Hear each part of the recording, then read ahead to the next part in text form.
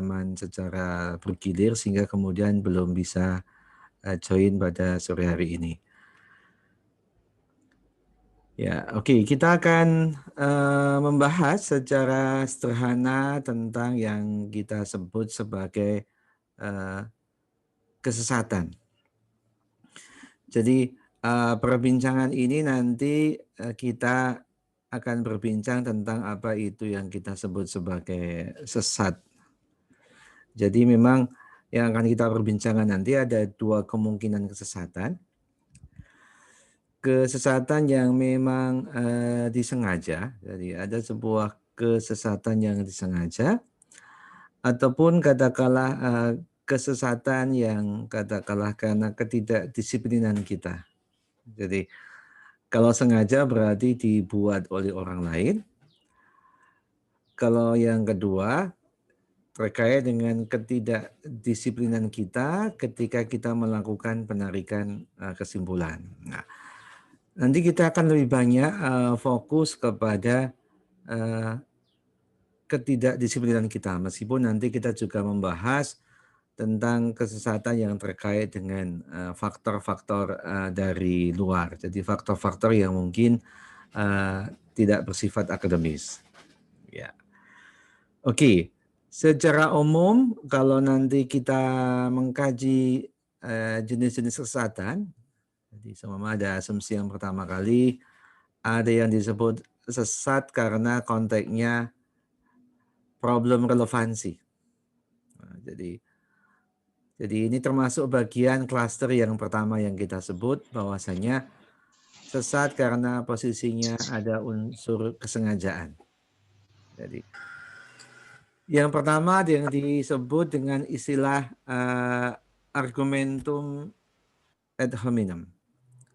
Jadi sesat itu timbul kita sengaja karena kita memiliki kepentingan. Jadi kita sengaja membiaskan sebuah kesimpulan. Kita memang katakanlah secara sengaja menggiring opini agar kemudian opini kita itu diterima dengan cara kita memilih katakanlah fakta-fakta ataupun premis-premis yang menguntungkan kita. Jadi ini argumentum ad hominem. Jadi sesat itu bisa jadi timbul karena terlampau dominannya kepentingan kita di dalam katakanlah ketika kita menyampaikan sebuah gagasan. Ini yang disebut dengan argumentum ad hominem. Jadi sesat ditimbulkan karena terlampau dominannya kepentingan kita sehingga pihak lain akan menjadi sangat terasa bahwasanya argumen kita itu bias itu. Nah, kita tidak bisa pungkiri katakanlah dalam konteks politik argumentum ad hominem ini seringkali muncul. Karena kita tidak bisa pungkiri yang namanya diskusi-diskusi debat politik itu seringkali diskusi-diskusi yang basisnya kepentingan. Kepentingan dari kelompoknya. Tapi berbeda ketika kita berbincang tentang debat-debat akademis. Nah, debat akademis ini memang diharapkan menghindari argumentum ad hominem. Karena akan jadi sangat tampak kesalahan-kesalahannya. Kalau kita berbincang tentang debat-debat di dalam mungkin persidangan, nah, sangat mungkin pengacara karena kepengen membela kliennya, maka kemudian akan menggunakan basis-basis fakta-fakta yang akan menguntungkan bagi yang dibela.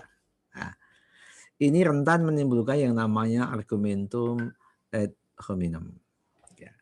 Oke, mungkin ada pertanyaan di sisi yang masih awal ini. Dipersilakan kalau ada. Oke, baik, yang kedua. Ada namanya argumentum ad vericudiam. Jadi sesat itu ditimbulkan karena katakanlah argumen yang dipergunakan itu berdasarkan kewenangan, berdasarkan otoritas.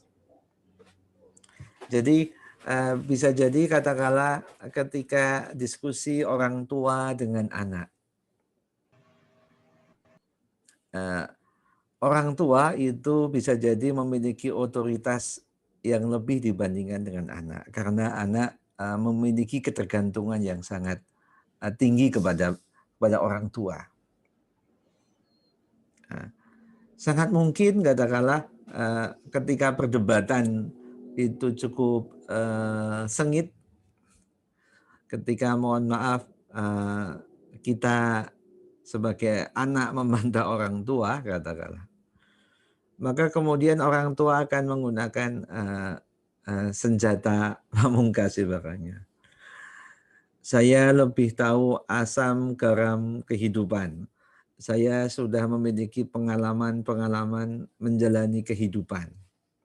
Nah, jadi kita tidak bisa pungkiri dalam perdebatan terkait dengan kemakhlukan Al-Quran antara Pak Imam Hambal dengan Khalifah Al-Ma'mun ketika itu, argumen yang dikembangkan oleh Khalifah Al-Ma'mun itu sangat lekat dengan argumentum ad verecundiam.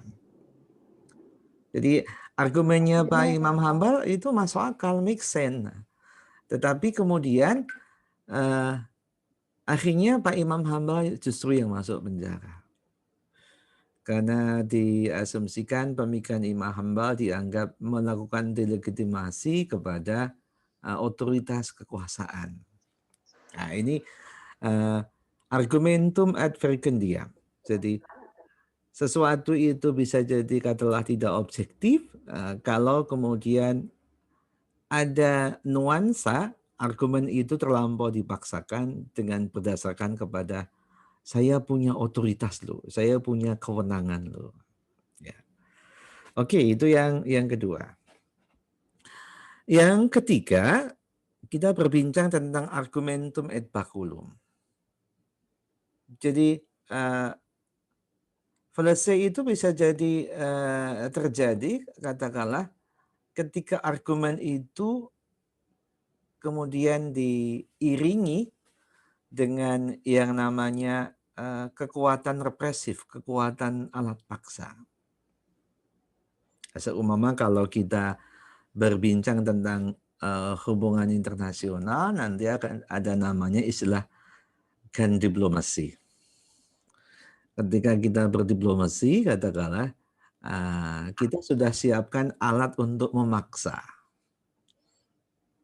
Ini akan melahirkan yang disebut dengan diplomasi yang tidak mengarah kepada problem solving diplomasi. Tapi justru diplomasi digunakan sebagai alat untuk memaksa. Mungkin teman-teman pernah mendengar sejarah penangkapan Pangeran Diponegoro. Jadi Pangeran Diponegoro datang ke Magelang ketika itu dengan niat mulia untuk mohon maaf melakukan negosiasi secara peaceful, secara damai. Tapi kemudian yang terjadi justru Pangeran Diponegoro akhirnya ditangkap di Magelang sampai kemudian nanti diasingkan ke pulau di Sulawesi. Kita nggak bisa pungkiri, ini argumentum et baculum. Negara-negara yang berbasis otoritarian ini sering menggunakan argumen ini. Negara-negara yang berbasis fasisme juga sering menggunakan argumen ini. Jadi masyarakat itu dipaksa untuk mengikuti logika yang dibangun pemerintah dan pemerintah menyandarkan kekuatannya kepada alat-alat paksa berupa alat-alat represif. Nah, ini dalam bahasa logika ini akan menimbulkan argumentum et baculum. Dalam hubungan internasional kita tidak bisa pungkiri ketika negara kecil ketemu dengan negara besar, contoh katakanlah negara kecil seperti hanya Kuwait ketika melakukan diplomasi dengan negara besar seperti Amerika Serikat, yang terjadi adalah yang kita kenal dengan asymmetric negotiation, asymmetric diplomacy. Karena negara kecil itu hampir tidak punya otoritas yang kuat, katakanlah. Negara yang tergabung ke dalam the Big Five ini memiliki presis berupa veto, sedangkan yang katakanlah the Big Five itu tidak memiliki otoritas, tidak memiliki alat paksa. Ya. Oke, itu yang ketiga. Yang keempat yang dikenal dengan argumentum et misericordia. Nah, jadi bisa jadi katakanlah kesesatan itu timbul karena belas kasihan, katakanlah. Apa itu fallacy? Oke. Menurut Jago Kakadot. Oke ya, kita bisa lanjutkan. Mungkin ada pertanyaan tadi apa itu fallacy? Kita sudah bahas di depan. Ya maaf Pak, tadi saya baru masuk soalnya. Oh gitu, tidak apa-apa. Kita masuk ke yang keempat tadi tentang argumentum et misericordia. Jadi sesat itu bisa jadi terjadi karena katakanlah kita menaruh belas kasihan. Jadi sebuah kesimpulan itu bisa jadi katakanlah tidak valid, tidak objektif ketika ada sebuah perasaan-perasaan terkait dengan pihak yang akan kita ambil kesimpulan. Nah, sehingga katakanlah kalau kemarin kita belajar tentang filsafat positivism itu, hubungan antara peneliti dengan yang diteliti harus terpisah biar tidak terjadi yang namanya argumentum et misericordia.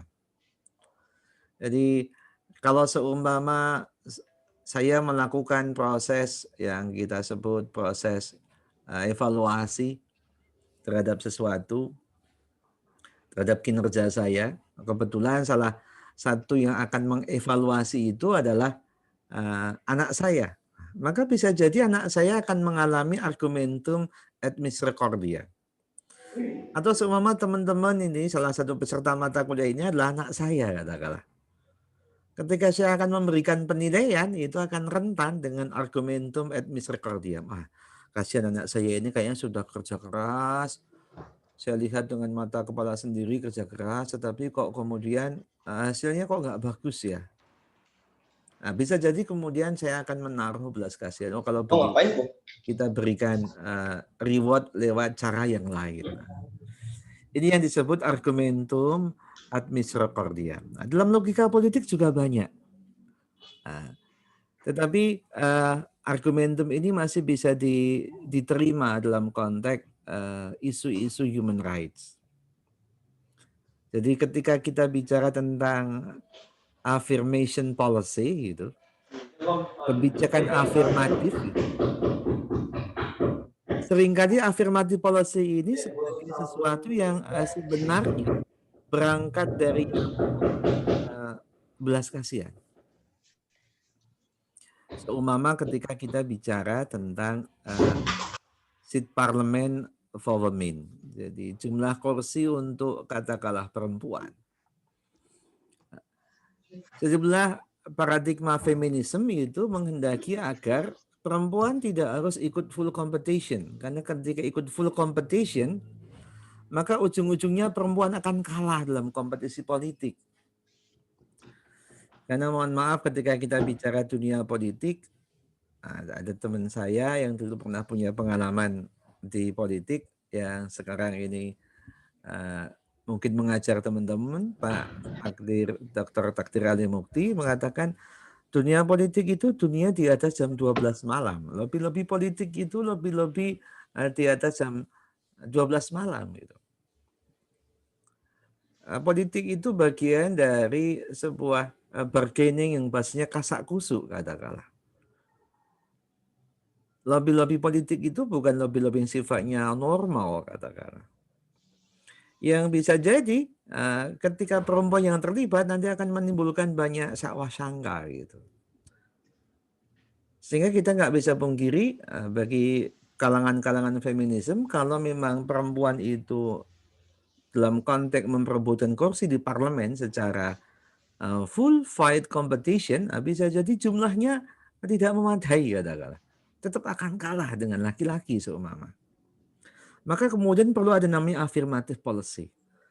Perlu ada namanya kebijakan untuk memberikan katakanlah kesempatan bagi perempuan untuk mendapatkan kursi.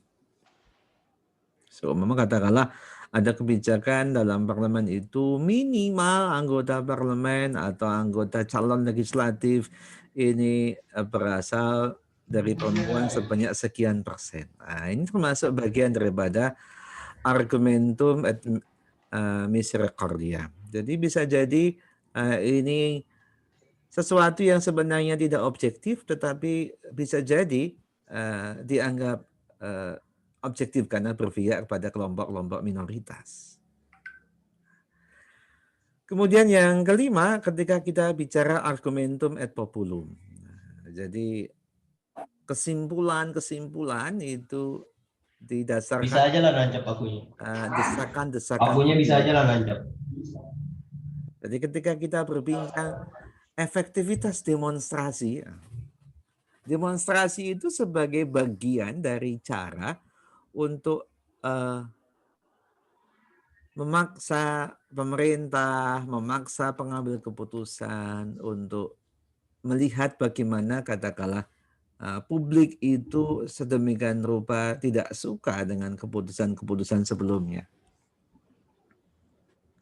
Jadi kita tidak bisa pungkiri karena dalam konteks dunia hukum itu hakim tidak boleh argumentum et populum. Jadi meskipun ada demonstrasi, meskipun ada tekanan dari publik, hakim diminta untuk on the track dengan constitution seumpama. Tapi dalam konteks logika demokrasi, argumentum et populum ini wajar. Apa itu? Kita nggak bisa pungkiri kebenaran demokrasi itu sangat tergantung oleh kebenaran berapa banyak orang yang sepakat. Berapa? Ketika kita berbincang tentang katakan demokrasi, kita tidak bisa pungkiri sebenarnya kepentingan politik itu sangat ditentukan oleh seberapa banyak orang ini yang terlibat. Sehingga kita nggak bisa pungkiri ada kelemahan demokrasi. Jadi yang paling banyak katanya, yang paling benar gitu. Tapi bisa jadi katakanlah yang paling banyak itu bisa jadi bukan sebuah kebenaran yang sifatnya logik, tapi hanya kebenaran faktual. Hanya kebenaran berbasis katakanlah korespondensi, katakanlah. Bukan kebenaran yang sifatnya koherensi, katakanlah. Sehingga banyak orang mulai mengkritik dengan demokrasi sehingga mungkin belum lama ini sempat jadi trending topik tentang buku yang dibaca oleh Gubernur Anies Baswedan tentang The End of Democracy. Jadi kita bicara tentang matinya demokrasi. Kita berbincang tentang katakanlah demokrasi itu sudah mengalami problem yang sangat serius sehingga bisa jadi akan datang pada saatnya demokrasi itu akan ditolak oleh masyarakat seumpama. Ini argumentum et populum. Jadi penarikan kesimpulan itu lebih disebabkan oleh desakan tekanan dari publik. Yang terakhir ketika kita bicara non causa pro causa. Jadi argumen yang ini memaksakan kehendak katakanlah sebenarnya penyebabnya itu bukan variabel A. Jadi penyebab utama kalau kita nanti kita bicara variabel sesungguhnya sebuah perilaku politik, sebuah kejadian yang ada di masyarakat itu semua. Ketika kita bicara tentang katakanlah kenapa terjadi katakanlah wabah pandemi COVID seperti hari ini. Kenapa COVID di 2 bulan terakhir ini mengalami peningkatan yang sangat signifikan. Kemudian kita mendapatkan sejumlah variabel determinan. Seumpama satu kita bicara tentang katakanlah tidak disiplinnya anggota masyarakat. Seumpama yang kedua kita mendapatkan variabel berikutnya, tidak konsistennya aparat penegak hukum seumpama. Yang ketiga, seumpama kita ketemu, kita bicara tentang tidak presisinya yang kita sebut sebagai vaksin, katakanlah. Seumpama ada 3 itu. Ketika dihitung dengan statistik kita ketemu, katakanlah, sebenarnya yang paling memiliki kontribusi terhadap meningkatnya, katakanlah, COVID ini adalah tidak adanya vaksin, katakanlah. Tidak adanya vaksin yang pasti itu. Tapi kemudian katakanlah bagi kelompok yang pro pemerintah, nah ini bukan karena vaksinnya, ini terjadi karena tidak disiplinnya warga masyarakat gitu, seumpama. Kelompok yang anti pemerintah mengatakan ini tidak adilnya pemerintah. Ini namanya non causa pro causa, memaksakan sebuah variabel yang sesungguhnya bukan sebagai mean variabel dijadikan jadi main variabel. Tadi yang kita asumsikan main variabel tadi semua vaksin. Tapi justru yang vaksin ini tidak digunakan karena mohon maaf, saya nggak punya kepentingan kok dengan vaksin.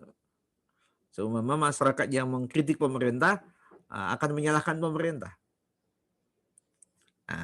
Pemerintah yang menyalahkan masyarakat, nyalahkan masyarakat. Nah, ini akan menimbulkan fallacy yang disebut non causa pro causa. Jadi yang namanya fallacy itu karena tidak spesifiknya tujuan atau terjadi politik pengkambing hitaman. Gitu.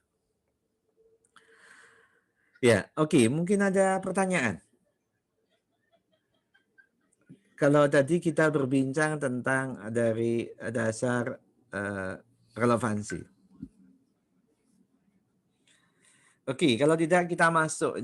Ini cukup panjang, tapi khawatirnya teman-teman akan cukup rumit, tapi nanti kita bahas secara umum saja. Jadi namanya fallacy of accidents. Jadi kesesatan itu karena kita mendasarkan diri kepada sesuatu yang sifatnya aksidental. Jadi sebenarnya penyebab sesuatu itu bukan sesuatu ini. Jadi katakanlah seumpama ketika kita berbincang tentang kecelakaan yang ada di dalam, mohon maaf, mungkin pesawat terbang, ketika pesawat terbang jatuh. Gitu. Maka kemudian klaim yang pertama kali, katakanlah seumpama ada yang mengklaim, oh ini human error gitu katakan. Pertama kali yang kemudian langsung disalahkan adalah human error.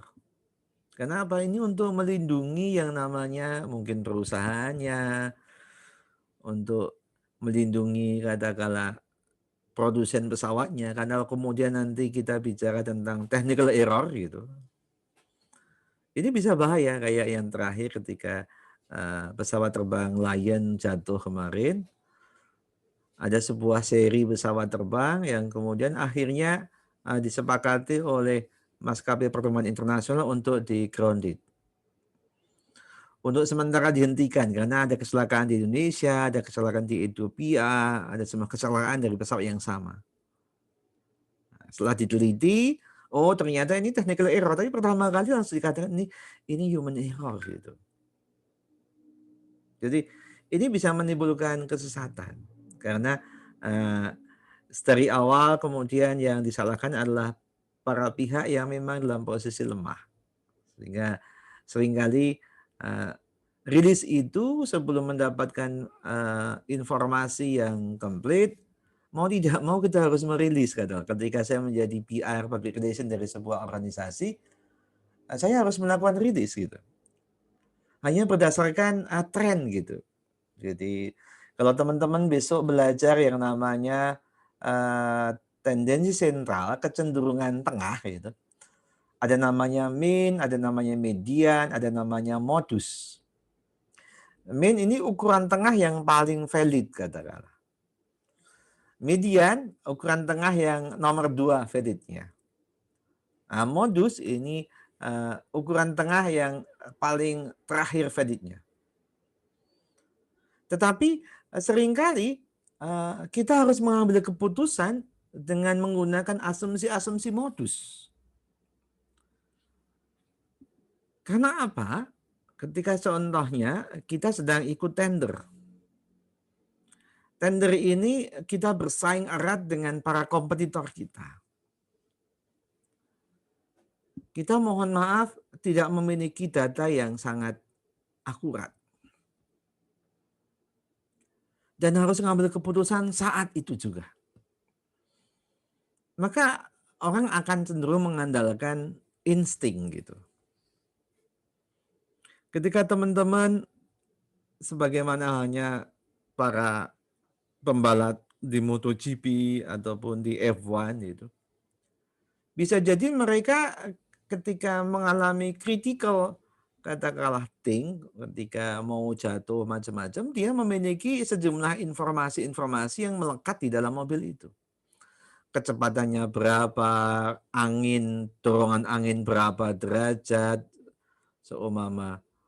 Semua terinformasikan sehingga katakanlah risiko jatuhnya itu posisinya katakanlah masih terukur semuanya. Tetapi kalau kita dalam posisi kecelakaan itu bisa jadi kita memang very very close seperti kata Bung Karno. Kita sering nyerempet bahaya gitu.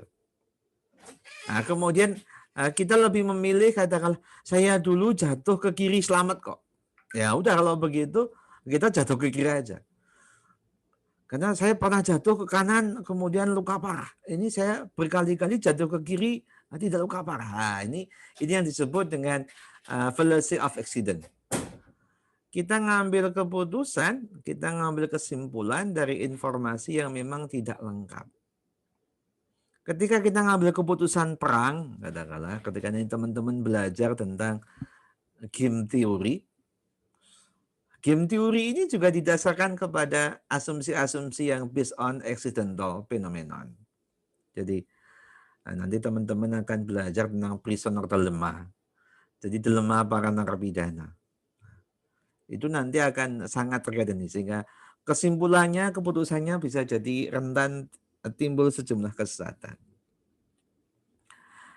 Yang berikutnya kita kenal dengan fallacy of composition ya. Nanti contohnya sederhana kayak yang kemarin. Ketika semua yang bersayap ini burung. Kapal terbang bersayap, kapal terbang burung. Nah, ini termasuk contoh tentang fallacy of composition. Jadi komposisinya salah, terlampau general gitu. Premis mayornya semua yang bersayap ini burung, terlampau general. Kalau seumpama ditambah semua binatang yang bersayap, maka tidak akan mungkin muncul premis minor yang kedua yang namanya pesawat bersayap. Gitu. Nah ini karena komposisinya tidak komplit, karena komposisinya itu tidak brief, ini nanti akan menimbulkan yang namanya fallacy of composition. Ya. Yang berikutnya kita kenal dengan Petitio Principle. Jadi ini disebut sebagai Vikau Cycle. Jadi kita bicara tentang lingkaran setan. Contoh ketika kita berdebat tentang siapa yang lebih dulu, ayam atau telur gitu katakanlah. Siapa yang lebih dulu yang menyebabkan kemiskinan ini karena tidak punya tabungan atau karena mohon maaf dia tidak punya kreativitas berusaha. Nah, ini akan bisa menimbulkan vicious cycle, lingkaran setan. Banyak perdebatan politik itu ujung-ujungnya debat kusir atau katakanlah debat kusir itu ujung-ujungnya bukan mendapatkan kebenaran yang argumentatif, tapi ya argumennya ini memaksakan kehendak. Jadi katakanlah debat tentang telur sama ayam ini kan ya kalau orang bicara ya duluan telur karena telur nanti akan besar menjadi katakanlah ayam. Ayam nanti yang akan bertelur, sehingga ini vicious cycle. Nah, maka filsafat ilmu ketika kita bicara dalam ranah akademik, kita tidak boleh melakukan debat kusir gitu. Kalau debat kusir nanti posisinya perdebatannya nggak akan pernah selesai karena hanya melingkar terus gitu. Maka kalau Islam itu bertutur nang wajadilhum billati hiya ahsan. Kita diminta untuk berdebat dengan cara-cara yang argumentatif, cara-cara yang terukur semuanya. Dengan sikap-sikap yang baik sehingga kita bisa mengurangi reducing on fallacy. Yang berikutnya ada namanya ignoratio elensi. Jadi fallacy itu terjadi ketika kita kemudian menjadi ignorant. Kita menjadi sangat dekat dengan katakanlah pihak-pihak yang memang kita punya kepentingan terhadapnya. Jadi orang ignorant orang yang sudah tidak peduli. Jadi yang penting katakanlah kepentingan saya tercapai katakanlah, kepentingan kelompok saya tercapai. Ini bisa jadi masalah. Nah, yang berikutnya ada namanya complex sentence. Jadi fallacy itu terjadi karena premis-premisnya itu terlampau kompleks dan tidak ada similarities, tidak ada linearitas itu. Sehingga kesimpulannya juga akan membingungkan. Jadi silogisme ini akan bisa dicapai kalau premis mayor dan premis minor ini punya linearitas. Deduksi kemarin akan bisa kita capai kalau ada linearitas antara premis mayor dengan premis minor. Ada nama yang terakhir kita bicara fallacy of argumentative leap. Jadi kesesatan karena kita melakukan lompatan berpikir. Berpikir kita itu melompat. Sengaja kita itu melompatkan pemikiran agar kemudian katakanlah kepentingan kita bisa tercapai. Jadi kita sengaja menyembunyikan katakanlah sesuatu yang sesungguhnya sebagai intervening variable. Sesungguhnya sebagai variabel pengganggu. Seumpama contohnya ini ada hubungan antara katakanlah pemanasan dengan suhu kalori dari air. Suhu panas dari air. Semua air yang dipanaskan pasti suhunya meningkat. Nah, kalau kita belajar tentang ilmu alam, ilmu fisika, kita akan bicara tentang isolator. Isolator ini akan punya peran sebagai variabel pengganggu. Kalau media yang kita gunakan itu adalah media yang isolatif, seumpama kita bicara bukan terbuat dari yang namanya seng ataupun nikel gitu katakanlah, ataupun besi. Sesungguhnya katakanlah yang namanya isolator itu penentu. Apakah ini suhunya benar-benar akan naik atau tidak? Jadi seumpama katakanlah semua air yang dipanaskan pasti suhunya meningkat. Kalau kita kemudian memasak ini menggunakan bejana dari kayu, maka bisa jadi salah gitu. Oke, kalau begitu kita pakai bejana dari kayu. Maka yang terjadi air itu tidak jadi dimasak karena begitu kayu dibakar habis. Airnya tumpah semuanya. Ini namanya argumentum fallacy of argumentum leap. Nah, kalau kita belajar dalam disiplin ilmu hubungan internasional, banyak negara besar ini menggunakan asumsi seperti ini. Kalau Anda itu kepengen jadi negara maju, silahkan, mohon maaf, meminjam hutang kepada kami. Jamin kalau Anda kemudian ada aliran hutang kepada Anda, maka Anda bisa lakukan pembangunan, Anda akan makmur nanti. Nah, Ini dikritik oleh katakanlah Pak Juan Galtung. Argumentum ini mengandung argumentum yang sifatnya lompatan. Karena ternyata para pihak yang memberikan hutang itu justru tidak mempersiapkan yang disebut dengan democratic governance. Tidak mempersiapkan yang namanya tata kelola yang demokratis itu. Sehingga muncullah yang namanya kata Pak John Galtung yang kita kenal dengan istilah komparador. Ternyata pinjaman ini justru akan menimbulkan kerugian bagi para pihak peminjam. Nah ini namanya argumen ini sesat karena kemudian terlampau melompat. Gitu. Ya, yang terakhir ada namanya fallacy of abusing. Jadi kita terlampau mendewa-dewakan peristiwa yang terjadi di sebelumnya. Kalau sebelumnya itu pasti dianggap kebenaran. Oke. Ini saya ceritakan secara umum, nanti kita akan fokus ke yang bagian terakhir. Yang kedua, tadi kita bicara tentang relevansi. Kita masuk yang kedua, ini terkait dengan yang namanya fallacy, karena kita bicara tentang komunikasi lintas budaya. Jadi timbul ini bisa jadi karena unsur ketidaksengajaan. Jadi karena unsur katakanlah komunikasi lintas budaya. Jadi kalau kita bicara tentang fallacy of accent, jadi fallacy itu timbul karena aksen, karena cara pengucapan. Dalam bahasa Arab mungkin nanti akan sangat beda maknanya, katakanlah kata akbar dengan mat tabi'i, katakanlah dengan mat, satunya tidak dengan mat, bisa jadi maknanya beda jauh. Ketika kita menafsirkan, memahami katakanlah fasholli li rabbika wanhar.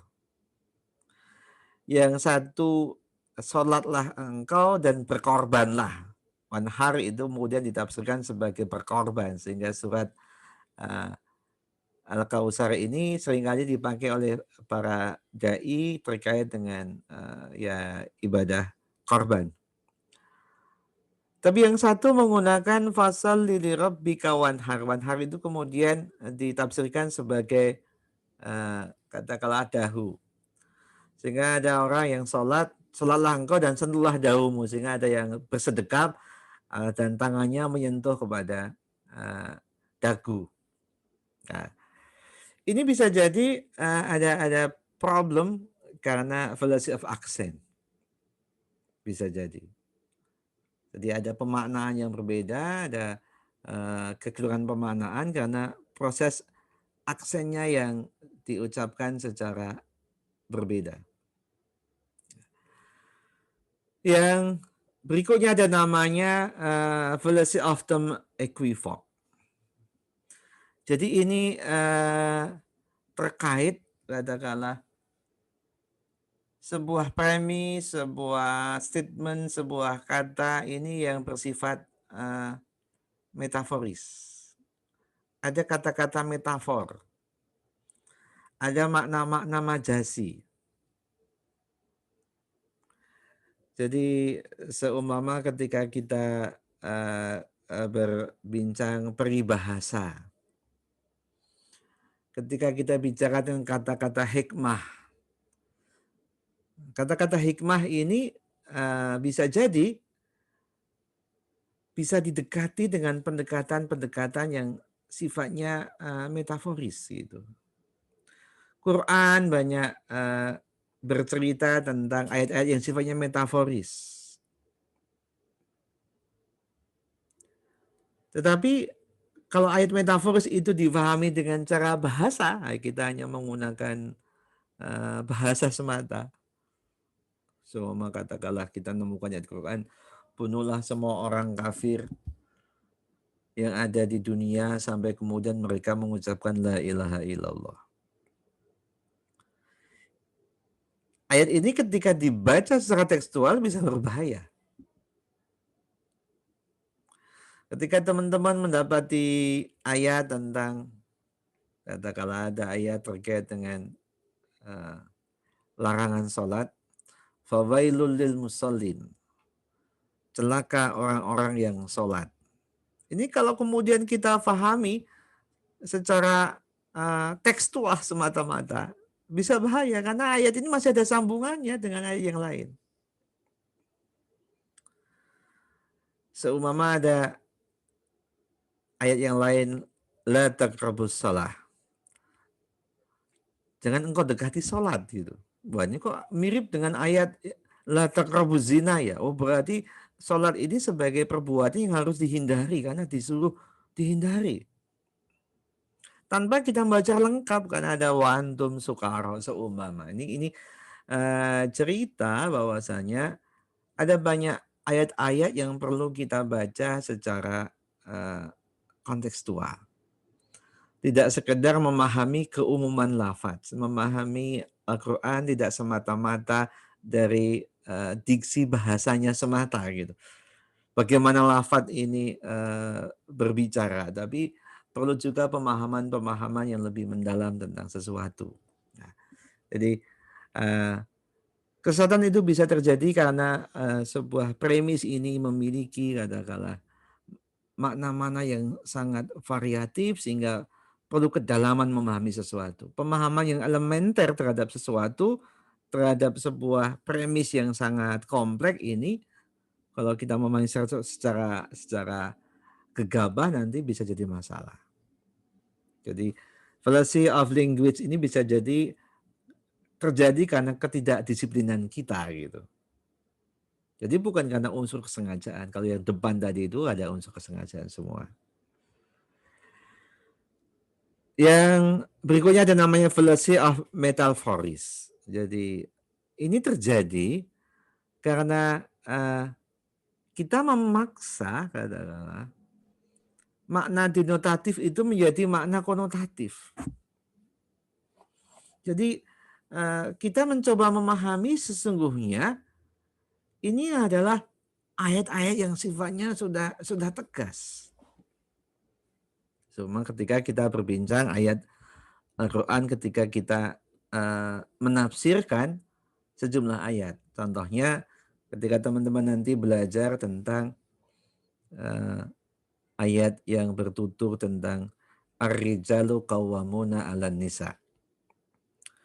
Yang namanya rijal ini adalah maknanya adalah makna seks.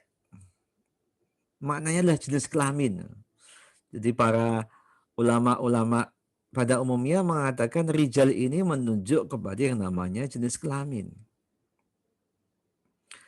Tapi para pemikir yang tergabung dalam pemikir feminis mengatakan rijal ini bukan merujuk kepada jenis kelamin, bukan laki perempuan gitu. Ar-rijalu qawwamuna 'alan nisa, laki-laki itu pemimpin bagi perempuan. Kalau tafsir sebelumnya bicara rijal ini adalah seks jenis kelamin. Tapi para pemikir feminisme mengatakan rijal dan nisa ini adalah gender gitu. Rijal ini adalah orang yang berkemampuan, nisa ini orang yang tidak berkemampuan gitu. Maka kemudian tafsirnya bisa timbul kayak, mohon maaf, di Amerika Serikat ada namanya Aminah Wadud. Mungkin teman-teman nanti bisa searching di Google.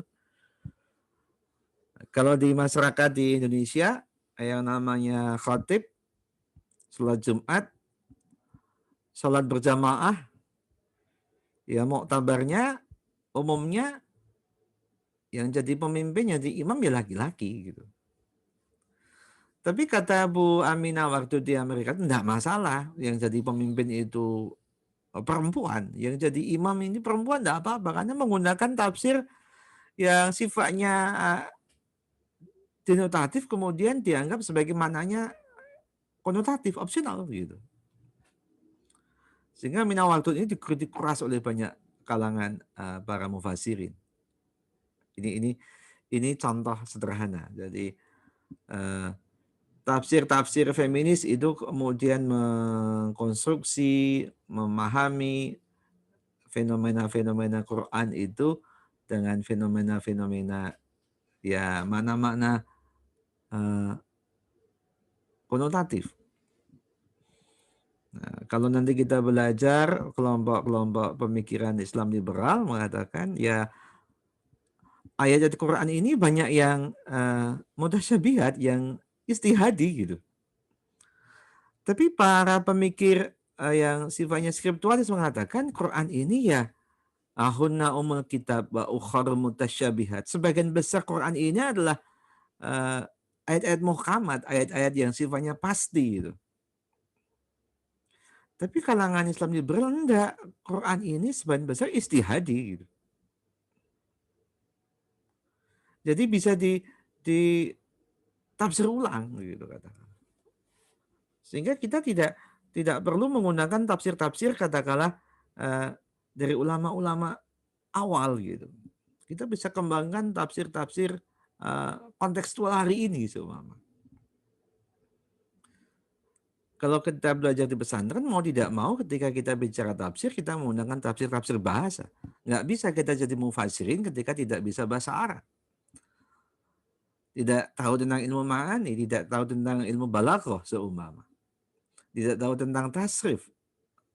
Tapi bagi kalangan mutakhir mengatakan, itu kan cuma ilmu alat. Yang penting kita punya pendekatan yang lain. Nah, ini yang akan menimbulkan sebuah perbedaan pemikiran yang kesimpulannya jadi berbeda.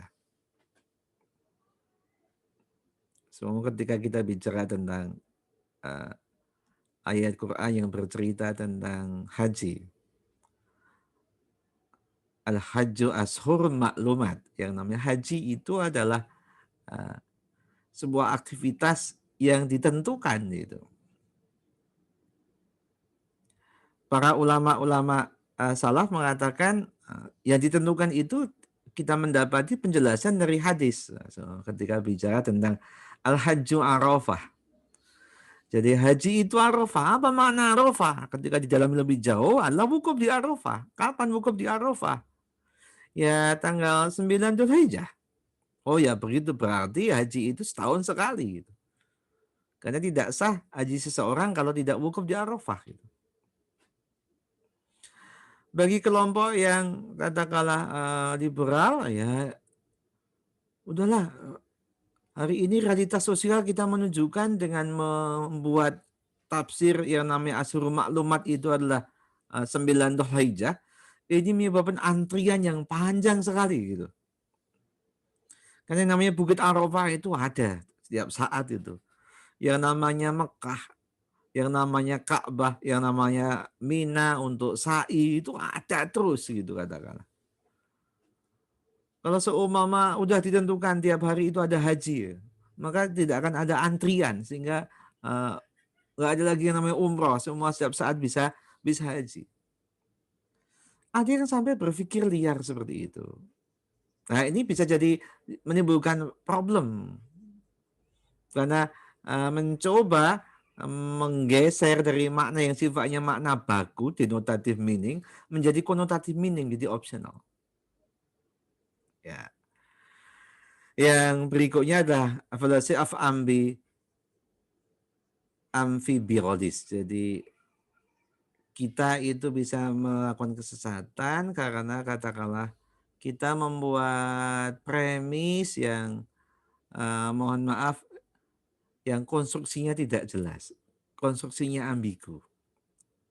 Jadi banyak mahasiswa terutama yang di undergraduate program itu seringkali ketika membuat argumen ini masih seringkali tumpang tindih. Bisa jadi karena ya kekurangan pengalaman gitu, tumpang tindih ini kita bisa mahfumi. Tapi kalau itu terjadi di mahasiswa program master ataupun program doktoral gitu, ini mungkin hampir nggak bisa diterima.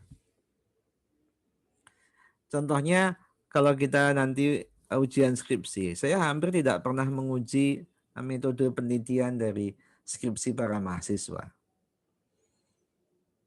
Karena begitu kita uji metode penelitiannya bisa jadi sudah nggak lulus gitu. Karena ada banyak ambigu dalam metode penelitiannya. Karena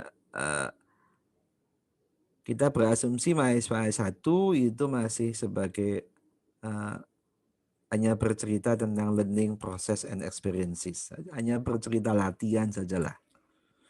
Belum kemudian menjadi scholar sesungguhnya. Nah, salah itu masih wajar. Saya pernah menguji mahasiswa, sebenarnya salah total, tapi karena dia sudah kerja keras itu, ya udahlah. Dia nggak sengaja, tapi karena mungkin pengetahuannya kurang sehingga dia ngambil kesimpulan salah ya. Nah, kita salahkan di pada ujian, tapi tidak kemudian menentukan hasilnya. Nah, ini sangat mungkin terjadi. Oke, kita akan fokus ke yang terakhir ini. Jadi kita akan bercerita tentang ecological fallacy. Jadi fallacy itu terjadi karena kesalahan ekologi. Ini akan sangat penting untuk kita bersama untuk memahami yang namanya kesalahan itu karena ada problem ekologis. Ini juga bisa jadi terjadi karena ketidakdisiplinan kita. Katakanlah keseriusan kita ketika kita nanti membaca teori kita bicara tentang level of analysis, dan membaca unit yang akan kita analisis, unit of analysis. Nah, jadi teman-teman belajar bukunya Profesor Mokhtar Mas'ud, kita akan bicara tentang unit of analysis, jadi objek yang mau kita teliti, dan teori yang akan kita gunakan. Nah, maka di slide yang terakhir ini saya berbincang seperti ini. Ada yang kita sebut sebagai unit of analysis. Jadi unit yang akan kita teliti. Jadi kalau kita bertanya kepada Patrick Morgan, jadi Pak Mokhtar itu mengutip dari Patrick Morgan. Jadi unit of analysis ini bisa diklasifikasi ke dalam katakanlah 5 golongan besar. Saya mau meneliti di tingkat individu.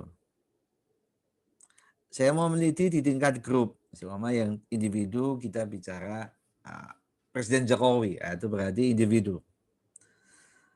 Saya mau meneliti di tingkat grupnya Pak Jokowi. Mungkin think tank-nya Pak Jokowi. Mungkin kita bicara fokus on mungkin Partai Demokrasi Indonesia Perjuangan. Atau Koalisi Indonesia Hebat seumpama. Itu grup. Kemudian saya bisa meneliti sebuah kajian basis yang kita teliti adalah negara. Jadi bukan individu Pak Jokowi, bukan katakanlah partai pemenang pemilu, tapi kita akan bicara Jokowi government, Jokowi administration. Nah, berarti kita bicara legal formal dari negara. Atau saya akan meneliti katakanlah group of state. Jadi kita bicara tentang unit analisisnya itu katakanlah di tingkat ya pengelompokan negara. Saya akan meneliti tentang kebijakan Pak Jokowi terkait dengan dinamika di Asia Tenggara, di ASEAN. Bisa jadi keputusan Pak Jokowi untuk membuat keputusan A, B, C, D, E itu sesungguhnya sangat ditentukan oleh dinamika di antara negara-negara, bukan ditentukan oleh individu, bukan ditentukan oleh grupnya, bukan ditentukan oleh konstitusi Indonesia seumpama. Sangat ditentukan oleh dinamika regionalnya. Atau saya mau bicara tentang peranan Indonesia di dalam ya pengambilan keputusan di DKPBB, di Dewan Keamanan PBB. Nah, itu kita bicara unitnya adalah ada di tingkat international system. Ya, kata Pak Patrick Morgan, agar kita tidak mengalami fallacy, ecological fallacy, kesalahan karena ekologi, maka harapannya kalau unit yang mau dianalisis individu, maka harus teorinya basisnya individu gitu. Atau sering dikenal dengan teori yang sifatnya small theory. Saya mau menganalisis kenapa teman-teman ini kuliahnya online terus. Kemudian saya menggunakan teori yang basisnya grand teori yang sifatnya umum gitu. Maka bisa jadi akan terjadi yang namanya fallacy. Semua kita bercerita kenapa ya saya miskin. Oh ini kita miskin itu karena mohon maaf kebijakan dari Presiden Donald Trump yang diskriminatif. Ya kalau dilacak-lacak mungkin ada benarnya gitu. Tapi jauh sekali. Orang yang dikasih penjelasan jadi nggak mudeng. Nah, ini namanya ada fallacy. Kenapa Anda miskin? Karena tidak bekerja. Ini langsung make sense. Tapi kalau kemudian kenapa Anda miskin? Ini karena ada namanya distorsi pembangunan. Oh, jauh sekali gitu. Orang jadi nggak paham. Sehingga menimbulkan fallacy. Kalau kita mau menjelaskan tentang fenomena yang kita sebut fenomena di tingkat katakanlah grup ya, ambil juga di tingkat grup teori-teori sifatnya teori-teori kecil. Kalau kita mau menjelaskan ya di tingkat state, carilah teori yang namanya middle range theory. Kalau kita mau menjelaskan di grup upstate sama international system, carilah teori-teori yang sifatnya grand theory. Nah ini, jadi kalau individu mau jelaskan grand theory ini fallacy-nya tinggi sekali. International system mau dijelaskan dengan small theory. Kenapa dunia ini hari ini terjadi pandemi? Oh ini karena katakanlah kebijakan Donald Trump yang tidak manusiawi. Oh ini karena kebijakan dari Xi Jinping yang tidak manusiawi. Oh ini karena kebijakan dari Pak Putin yang tidak manusiawi. Karena kita mengasumsikan porak-porandanya dunia ini karena 1-2 orang. Ini bisa jadi masalah. Fallacy-nya akan sangat besar sekali. Jadi kalau kita kepengen menghindari fallacy, ya posisinya kita harus membuat hubungan satu sama lain ini relatif setara atau sejajar. Tapi kalau ini ada gap, ada yang namanya terlampau jauh, nah ini fallacy-nya akan sangat besar. Besok soalnya contohnya, kalau saya mau menjelaskan tentang jurnalisnya itu internal system, adalah teori apa yang paling rentan menimbulkan fallacy seumpama. Teman-teman nanti sudah bisa menggunakan materi ini. Oke, monggo silahkan kalau ada pertanyaan dan komentar ini diskusi Zooming yang terakhir. Minggu depan saya akan berikan penugasan dan teman-teman akan menuliskan di dalam My Class. Monggo silahkan kalau ada pertanyaan maupun komentar. Dipersilahkan. Permisi, Pak. Monggo Mas, silahkan.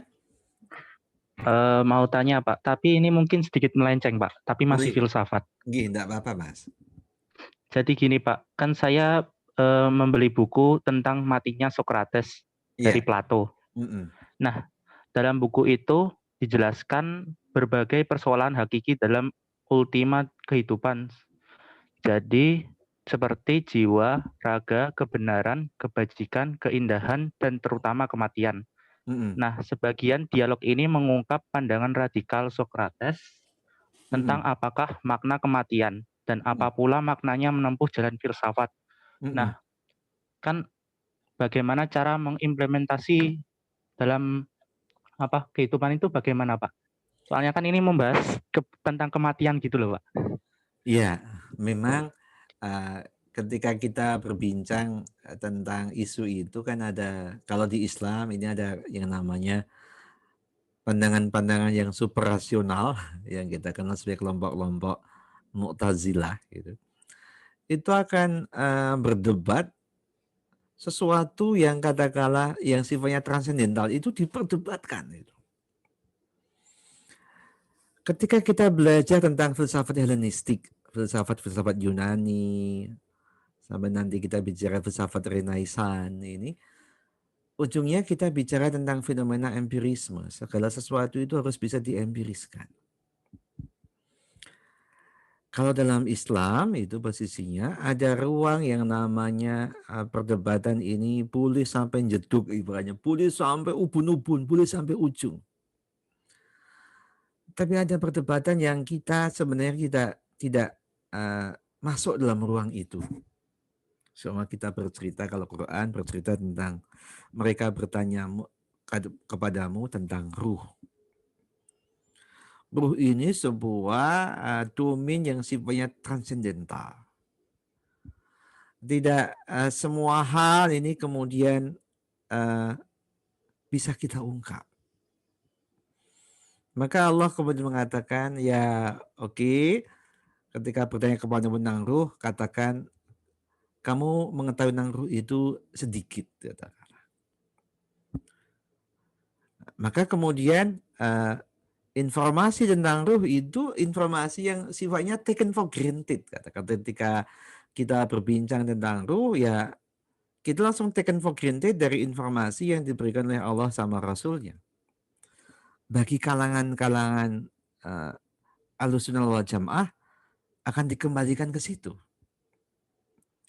Tapi bagi kalangan-kalangan Mu'tazilah, enggak, kita akan berdebat terus sampai titik yang paling ujung. Sampai katakanlah perdebatan orang Mu'tazilah ini. Seorang bayi yang belum sempat beramal saleh, kira-kira besok masuk surga atau tidak masuk surga ya? Kalau seumpama masuk surga, betapa tidak adilnya Tuhan seumpama. Dia belum beramal soleh kok tiba-tiba masuk surga seumpama katakan. Ini lupa ada perdebatan, dia orang kafir kemudian tapi amal solehnya luar biasa.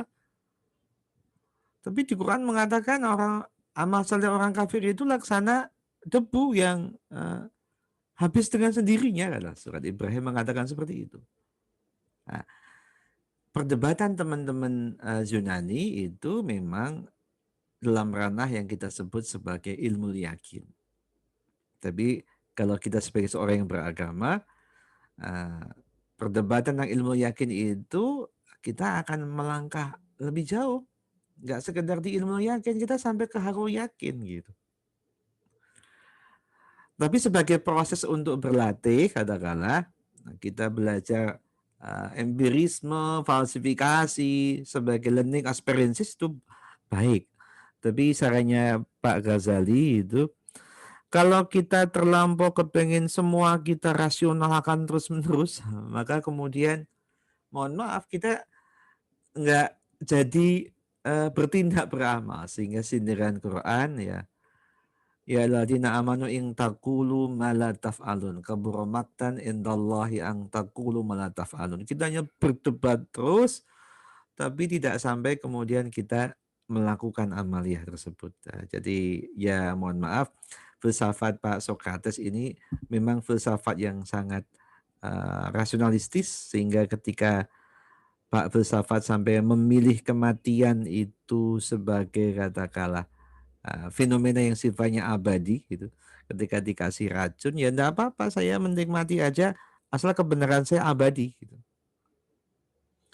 Imam Hambal ketika harus diberikan alternatif seperti itu, saya yakin Imam Hambal tidak akan kemudian melakukan proses bunuh diri. Dia tahu kalau minum itu akan mati. Jadi para ulama-ulama yang dipenjarakan oleh para penguasa di zamannya itu, dia akan menghadapi hukuman itu dengan gagah perkasa dan tidak kemudian memilih seperti pilihan bagi kalangan kaum muslimin. Pak Sokrates bisa jadi pilihannya termasuk pilihan-pilihan yang fatalis gitu. Bagi seorang muslim nggak bisa, karena kalau kita kemudian memilih pilihan yang fatalis karena kita sangat mempercayai rasionalitas kita, jangan-jangan yang namanya ilmu yakin itu masih bisa bias gitu. Jadi kebenaran ilmu itu bisa jadi masih ada kesempatan ruang yang namanya kesalahan. Teori itu bisa direvisi dengan teori. Itu kalau kita bicara filsafat dari ini. Tapi yang namanya mohon maaf, Al-Quran itu nggak bisa diamandemen. Karena Al-Quran ini produksi abad ke 6 Masehi, kita hidup di abad ke-21 Masehi. Ini Quran ini sudah tidak relevan, mari kita amandemen sajalah. Quran yang nggak relevan, ayat-ayatnya kita buang, nggak bisa. Bagi seorang yang beragama, meskipun ini produk masa lalu, meskipun ini lahir, diturunkan oleh Allah di abad-abad awal, tapi ini Quran ini sebagai sebuah aturan yang khairu zamani wa khairu makani. Sebuah aturan yang senantiasa relevan untuk semua zaman dan semua tempat. Itu sedikit gambaran saya tidak langsung menjawab pertanyaan dari saudara kita tadi. Jadi Pak Sokrates kita asumsikan sebagai pemikir yang sangat rasionalistis itu, sehingga ketika mendefinisikan kematian itu juga menjadi sangat terukur. Nah, tapi bagi kalangan kaum muslimin, ya kematian itu ya yang paling tahu, mohon maaf ya, Allah sama iradah dari Allah itu sendiri. Jadi kalau kita hanya menggunakan filsafat yang sifatnya rasionalistis dengan menggunakan asumsi-asumsi kedokteran semata, katakanlah bisa jadi ada unsur biasnya. Orang ini dipredik secara ilmu kedokteran yang sangat make sense, yang sangat rasional, tidak bisa bertahan hidup lebih dari sekian hari. Ternyata orang ini masih bisa hidup lebih dari bertahun-tahun seumpama. Nah, ini bagian dari yang namanya ada kemungkinan kebenaran ilmu pengetahuan itu menemukan anomali-anomali. Demikian Mas, sedikit pengantar saja. Iya Pak, ya Pak, baik Pak. Insya Allah. Mungkin ada yang lain? Monggo kalau ada pertanyaan. Ya baik, kalau tidak ada, insya Allah saya informasikan yang kedua. Jadi ini sebagai Zoom meeting yang terakhir. Minggu depan kita akan ketemu lewat portal My Class. Teman-teman nanti akan bergabung di My Class dan mengisi forum ataupun mengisi assignment. Dan 2 minggu lagi kita akan jeda. Jadi akan ada minggu tenang teman-teman untuk fokus belajar, dan nanti di tanggal 20 kita akan laksanakan ujian dengan basis Google Form dalam bentuk multiple choice test. Demikian dari kami pertemuan pada sore hari ini. Terima kasih atas segala atensi, perhatian, dan pertanyaan. Salam dari kami untuk semua keluarga dari teman-teman semua. Mudah-mudahan kita diberikan kesehatan, keberkahan, keselamatan, sehingga upaya kita untuk saling tolabul ilmi ini bisa terus kita bisa jalankan. Mohon maaf segala khilaf selama kami mendampingi lewat Zoom meeting. Semoga pertemuan lewat Zoom meeting ini mendapatkan berpahala untuk kita bersama dan memberikan keberkahan. Saya tutup pertemuan pada sore hari ini. Billahi taufiq wal hidayah.